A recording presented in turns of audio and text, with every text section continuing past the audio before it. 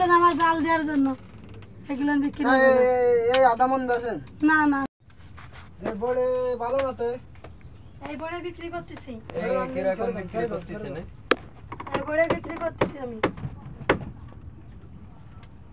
কত কিলো নেবেন তাই বলেন আমার।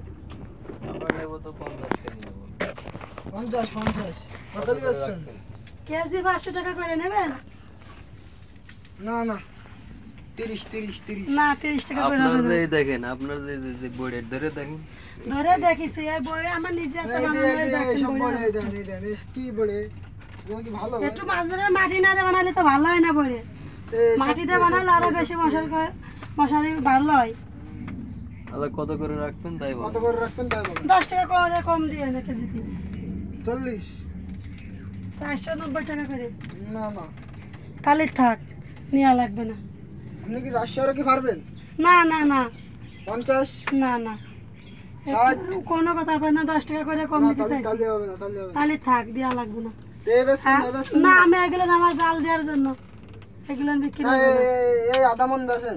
না না না, ওগুলো আমি কিনে এনে থুইছি এগুলো। এগুলো 500 করে দেবো আমি। না না, 500 করে না দেবো। এগুলো আমি কিনে এনে রাখিছি। এইগুলো এগুলো মাটি দিছি, অর্ধেক দিছি না? অর্ধেক গোবর দিছি।